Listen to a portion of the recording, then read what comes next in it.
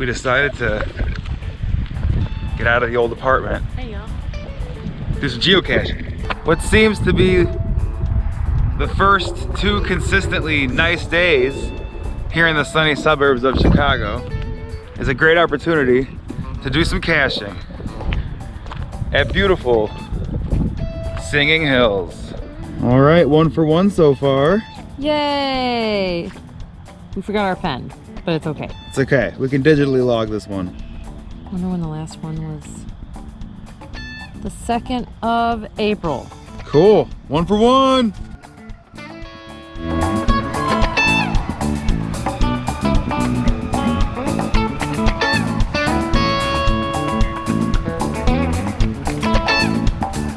And Nicole happens to like my mustache, May mustache.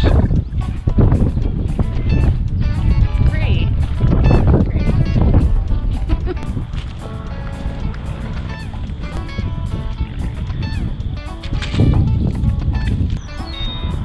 2.5 difficulty with no hint. Okay, so. Couldn't find it. Have to log that one as DNF. Did not find. Left. Down the trail to the left. The next one. 1 for 2. I want to bring it back home.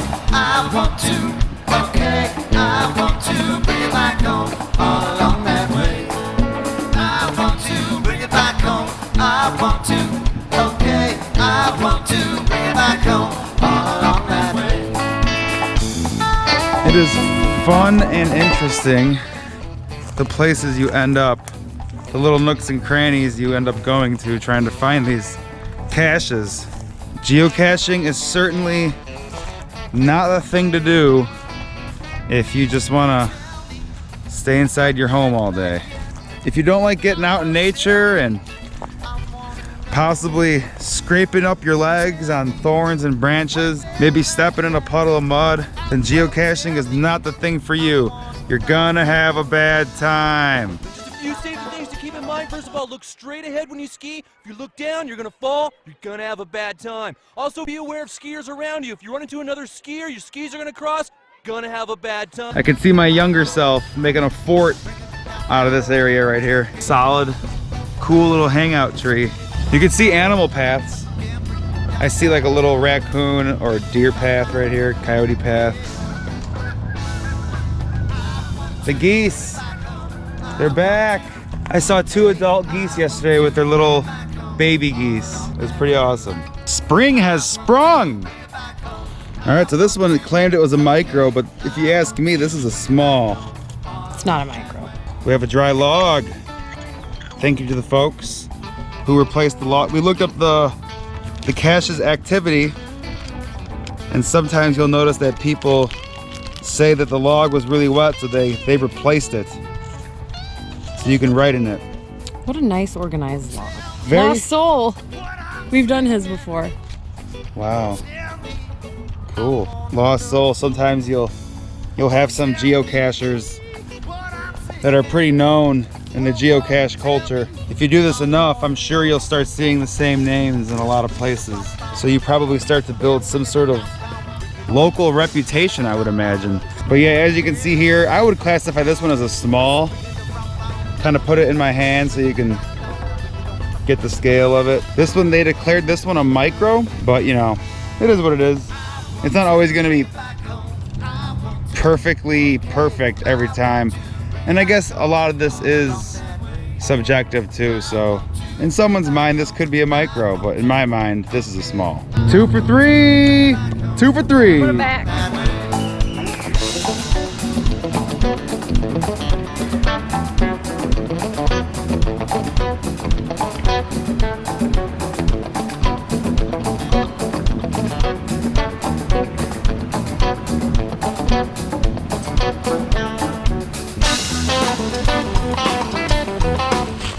All right, I'm glad we can show you a good example of a large cache box. Wow, all kinds of stuff in here. A lot of the times there are these unused ammo cans, old ammunition cans that are turned into geocaches, and there's so much stuff in here. We got CDs, we got the log, we got some sort of power converter. Is this a little speaker? It's a little speaker. Little boombox. Rafael Mendez. Lloyd Banks. Blues Traveler. Wow. Got all sorts of albums in here. Mozart, Blues Traveler, Lloyd Banks. This is a fun cache. The big ones really accumulate stuff over the years. We wish you a Merry Christmas. With Ray Conniff. Ooh, this is a nice impressive log. We can finish that the bottom side of that page. Oh yeah. Oh, there we go. This is how caching should be. All right, 3 for 4. All right, babe, 3 for 4. That's pretty exciting.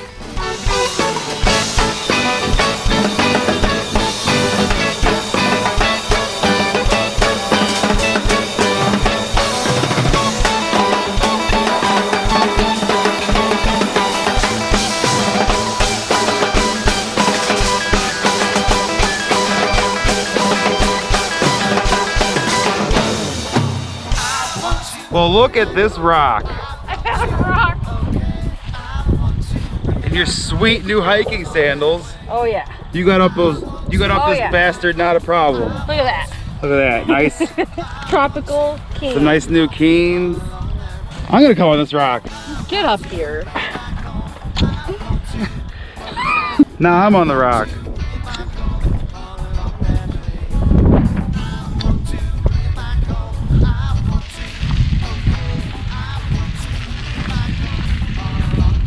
All right, we're going for 4 for 5. The pit of despair. The pit of despair. All right, we found it. Not a micro, it's just small. We think it's a small. We consider it small. I mean, it is a small. It was classified as a small, but this is a good example. Evidence. It's an evidence bag. That's awesome. This is a really good example of a small, in my opinion, classified as a small, but some people may consider this a micro, because I went on the activity section of this cache in the app and somebody said found it, it's a micro, but I don't think it's a micro. I think it's a small. I've seen much smaller, and those much smaller ones are micros. Yeah. Little snowman bead. Ain't he cute? Got a little skull bead in there. So this is another good example, some caching etiquette. It's wet in here, so we're gonna dump it out. Try to preserve the log and keep it as dry as possible. The log's messed up. Yeah, someone else said the log's messed up. So we can log this digitally on the app. Call it a cache. It's 4 for 5 today so far. Yoo-hoo! Yoo-hoo! This hat that I was wearing has undergone some damage. This hat is a casualty of the battle that is geocaching. What a nice day at Singing Hills in Volo, Illinois. Or at least right out, I can see the Volo water tower, so we're at least right next to Volo, if we're not in Volo. Volo, of course, home to the famous Volo Auto Museum. Stop by if you're into that kind of stuff. It's pretty cool. All right, so we went for 5 caches, found 4.